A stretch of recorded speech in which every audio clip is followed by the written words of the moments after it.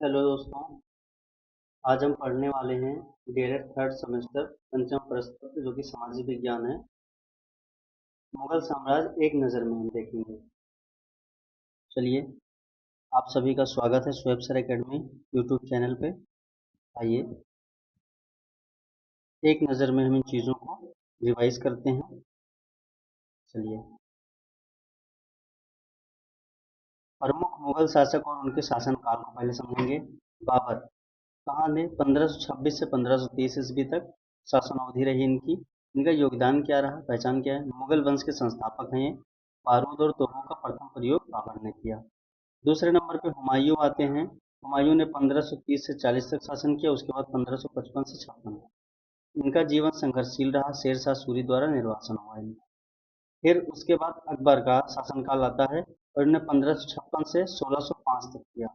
साम्राज्य का वास्तविक सुदृढ़ीकरण दीन इलाही की शुरुआत की इन्होंने। जहां उसके बाद जहांगीर आ जाते हैं। देखिए, जहांगीर का शासनकाल 1605 से 1627 ईस्वी तक रहा और इनको चित्रकला का स्वर्ण काल, न्याय की प्रसिद्ध जंजीर के नाम से जाना जाता है। और देखिए, शाहजहां ने क्या किया? 1627 से 1658 ईस्वी तक इन्होंने शासन किया और स्थापत्य कला इन्हें आर्किटेक्चर का स्वर्ण युग कहा जाता है। जैसे कि एग्जाम्पल में ताजमहल, जामा मस्जिद, दिल्ली का लाल किला शाहजहां ने बनवाया। औरंगजेब 1658 से 1707 ईस्वी तक साम्राज्य का विस्तार, चरमोत्कर्ष, कट्टर नीतियां और जजिया कर। ठीक है, ये इनका योगदान है और पहचान है ये। चलिए आगे देखते हैं। संस्थापक बाबर के बारे में यहाँ पर दिया गया है। देखिए, मुगल साम्राज्य का उदय और युद्ध नीतियां क्या थी? स्थापना स्थापना बाबर ने 21 अप्रैल 1526 को पानीपत के प्रथम युद्ध में इब्राहिम लोदी को पराजित कर भारत में मुगल वंश की नींव रखी। युद्ध तकनीक भारत में प्रथम बार युद्ध में तोपखाने तथा तुगलमा युद्ध पद्धति का व्यापक प्रयोग बाबर ने ही किया था। जब हमने बाबर के बारे में बाबर की क्लास ली थी तब उसमें हमने बताया था तुगलमा युद्ध। ठीक है, देख लीजिएगा। चार प्रमुख विजय जो कि बाबर ने प्राप्त किए। 1526 में पानीपत का प्रथम युद्ध इब्राहिम लोदी से हुआ। 1527 में खानवा का युद्ध राणा सांगा के साथ और 1528 में चंदेरी मेदिनी राय के साथ और 1529 में घाघरा का अफगान सेना के साथ हुआ और चारों युद्ध में बाबर विजय हुआ। आत्मकथा तुर्की भाषा में अपनी जीवनी तुजुक ए बाबरी बाबरनामा लिखी जो ऐतिहासिक दृष्टि से अत्यंत महत्वपूर्ण स्रोत है। चलिए यहाँ पर हुमायूं के बारे में एक नज़र में देख लेते हैं। सिंहासन का उतार चढ़ाव और संघर्ष। साम्राज्य विभाजन हुमायूं ने अपने पिता के आदेश पर साम्राज्य अपने भाइयों कामरान, अस्करी, हिंदाल में बांट दिया जिससे उसकी स्थिति कमजोर हुई। प्रमुख पराजय शेर शाह सूरी ने हुमायूं को चौसा युद्ध 1539 और कन्नौज बिलग्राम का युद्ध 1540 में हराकर भारत से भागने पर मजबूर कर दिया। वापसी कब हुई? 1555 में ईस्वी में। हुमायूं ने 15 वर्षों के निर्वासन के बाद सेना पुनः संगठित की और सरहिंद के युद्ध में विजय प्राप्त कर दिल्ली का सिंहासन दोबारा हासिल किया। मृत्यु व जीवनी 1516 में दीन पनाह पुस्तकालय की सीढ़ियों से गिरकर उसकी मृत्यु हो गई। उसकी बहन गुलबदम बेगम ने हुमायूं नामा पुस्तक लिखी जिसमें इनकी आत्मकथा के बारे में। चलिए यहाँ पर हम शेरशाह सूरी के बारे में देखते हैं। शेरशाह सूरी शासनकाल क्या रहा? सूर वंश के इस महान शासक ने मात्र 5 वर्षों के शासन में अभूतपूर्व सुधार किए, बहुत सारे सुधार किए। सड़क का निर्माण करवाया, जीटी रोड बंगाल के सोनार गांव से पेशावर तक प्रसिद्ध सड़क ए आजम ग्रैंड ट्रंक का निर्माण कराया तथा यात्रियों हेतु सराय बनवाई। भूमि सुधार किया, भूमि सुधार किया। रेवेन्यू जमीन की माप हेतु जमीन के माप हेतु गजे सिकंदरी लागू किया। किसानों को पट्टा देने और उनसे कबूलियत लिखवाने की प्रथा शुरू की। मुद्रा व्यवस्था 178 ग्रेन का शुद्ध चांदी का सिक्का रुपया चलाया जो आगे चलकर भारतीय मुद्रा का आधार बना। महान अकबर के बारे में देखते हैं। साम्राज्य विस्तार और कुशल प्रशासनिक तंत्र। यहाँ देखेंगे सैन्य विजय और विस्तार। अकबर ने 1556 ईस्वी में पानीपत के द्वितीय युद्ध में बैरम खां के संरक्षण में हेमू को पराजित किया। इसके बाद उसने राजपूत शासकों के साथ वैवाहिक संबंध व मित्रता की नीति, हल्दी घाटी का युद्ध 1576 याद रखिएगा, अपनाई और गुजरात, कश्मीर व दक्कन तक साम्राज्य का विस्तार किया। बताइए, गुजरात को विजय करने के बाद अकबर ने कौन सी इमारत बनवाई?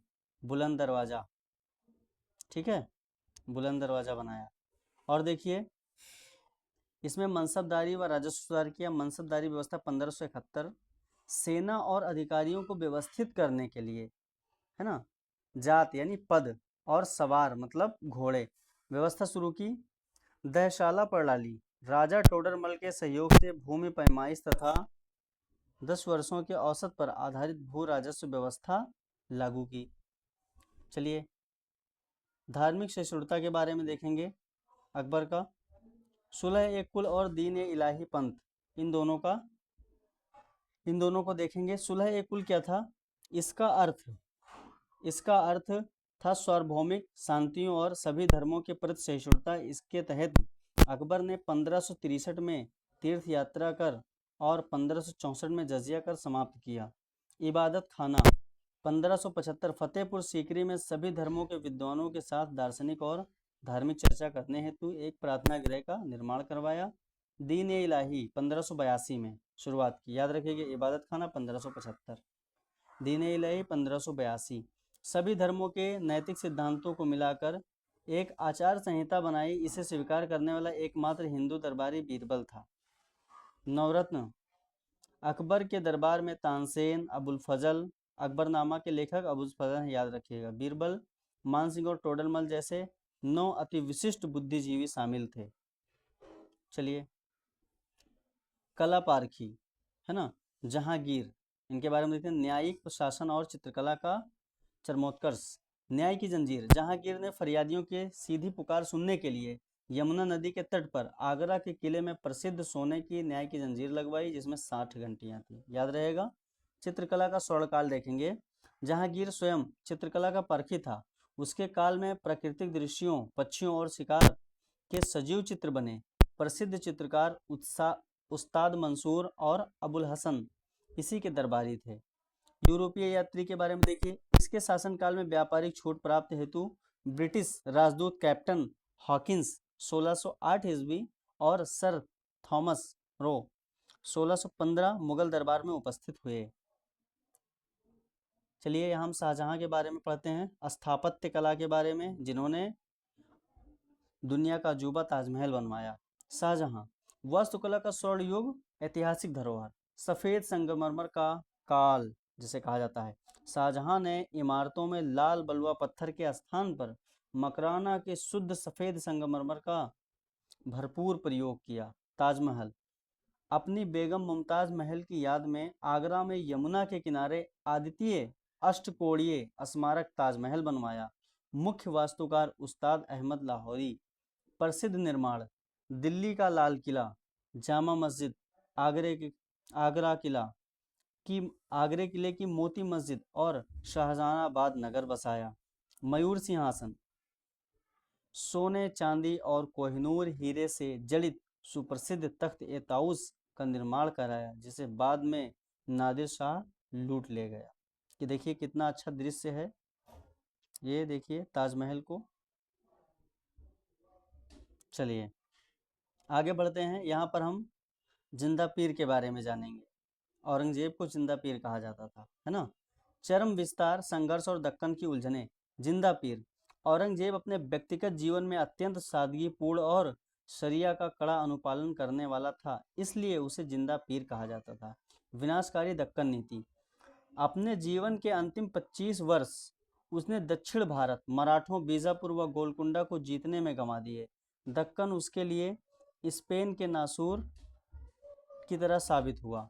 कट्टर नीतियां, अकबर द्वारा समाप्त किए गए जजिया कर 1679 को पुनः लगाया, मंदिरों को तोड़ने की आज्ञा दी और संगीत तथा चित्रकला पर प्रतिबंध लगा दिया। साम्राज्य का पतन, औरंगजेब की असहिष्णु नीतियों और मराठों, राजपूतों व सिखों के साथ लंबे टकराव के ने मुगल साम्राज्य को जड़ों को खोखला कर दिया।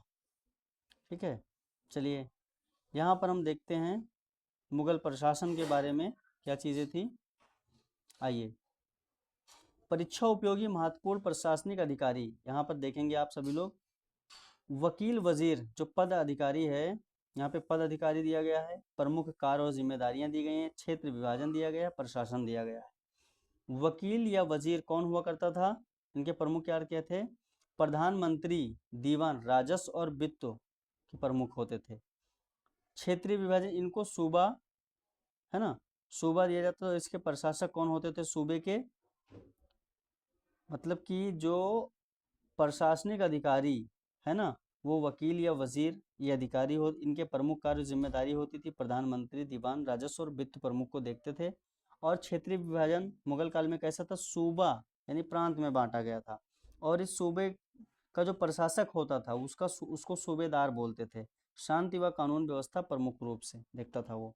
मीर बख्शी, ये क्या करते थे? ये जो मीर बख्शी पद था, इन लोगों का प्रमुख कार्य व जिम्मेदारी थी सैन्य विभाग का प्रमुख होता था ये मीर बख्शी, और मनसबदारों की भर्ती करना। सरकार जिला, सूबा को क्या किया? और इन सब चीज़ों को जो मीर बख्शी थे, इनको सरकार जिला में प्रदर्शित किया जाता था। सॉरी, मीर बख्शी जो हैं, इनका प्रमुख कार्य जिम्मेदारी ये दिया गया है। और क्षेत्रीय विभाजन सूबा के बाद सरकार यानी जिला में विभाजित किया गया। जैसे इसमें फौजदार, सैन्य अधिकारी, आलमगुजार, राजस्व थे। फिर मीर समन हुआ करते थे, शाही कारखानों, महल और सम्राट की घरेलू आवश्यकताओं की व्यवस्था देखते थे। इसको और फिर बांटा गया जिला को परगना यानी तहसील में। सिकदार शांति प्रमुख होते थे, और आमिल राजस्व संग्रह करते थे। और सद उस सुदूर धार्मिक मामलों तथा दान पुण्य विभाग सर्वोच्च का प्रधान होता था। कौन? सदर उस सुदूर। और फिर तहसील के बाद गांव बनाए गए, ग्राम। ठीक है, इसको बोला जाता था मुकद्दम मुखिया, जो गांव का मुखिया हुआ करता था। और देखिए, पटवारी राजस्व लेखपाल। ठीक है, कहीं ना कहीं सारी चीज़ों को पुराने समय से ही लिया गया है। अब यहाँ पर सबसे बड़ी चीज़ हम देखेंगे कि जो हमारा इतना बड़ा मुगल साम्राज्य था, उसके पतन के क्या कारण थे। पतन के कारण पढ़ेंगे। साम्राज्य का क्रमिक विघटन और अंतिम काल। अयोग्य व निर्बल उत्तराधिकारी, औरंगजेब के पश्चात बहादुर शाह प्रथम, मोहम्मद शाह रंगीला जैसे कमजोर शासक गद्दी पर बैठे, जो विशाल साम्राज्य को संभालने में अक्षम थे। मराठों का उत्थान, छत्रपति शिवाजी महाराज द्वारा स्थापित मराठा साम्राज्य ने पेशवाओं के काल में मुगलों को सैनिक व आर्थिक रूप से पंगु बना दिया। विदेशी आक्रमण, 1739 ईस्वी में नादिर शाह के आक्रमण, तख्त-ए-ताउस और कोहिनूर की लूट तथा अहमद शाह अब्दाली के हमलों ने मुगल प्रतिष्ठा नष्ट कर दी। अंग्रेज सत्ता का उदय, बक्सर के युद्ध 1664 के बाद ईस्ट इंडिया कंपनी का नियंत्रण बढ़ गया। अंततः 1857 की क्रांति के बाद अंतिम शासक बहादुर शाह जफर को अंग्रेजों ने रंगून भेज दिया। चलिए, समझ में आ गया। आगे देखते हैं। अब यहाँ पर देखते हैं हम लोग परीक्षा की दृष्टि से क्या है, विगत वर्षों के अति महत्वपूर्ण प्रश्न देख लेते हैं थोड़ा सा। साम्राज्य की राजकीय भाषा कौन थी? मुगल साम्राज्य की। मुगल साम्राज्य की समस्त प्रशासनिक और राजकीय भाषा फारसी थी, याद रखिएगा। फतेहपुर सीकरी का बुलंद दरवाजा क्यों बनवाया गया? गुजरात विजय के लिए बनवाया गया। फतेहपुर सीकरी में भव्य बुलंद दरवाजा बनवाया था। किसने बनवाया था? अकबर ने। शेरशाह सूरी का सासाराम मकबरा क्यों प्रसिद्ध है? यह मकबरा कृत्रिम झील के बीचों बीच अष्टकोणीय आकार में बना हिंदू मुस्लिम वास्तुकला का अनुपम उदाहरण है। सिख गुरुओं के साथ संघर्ष का क्या कारण था? जहांगीर ने 5वें गुरु श्री अर्जुन देव को तथा औरंगजेब ने 9वें गुरु श्री तेग बहादुर जी को प्राण दंड दिया, जिससे सिख मुगलों के घोर विरोधी बन गए।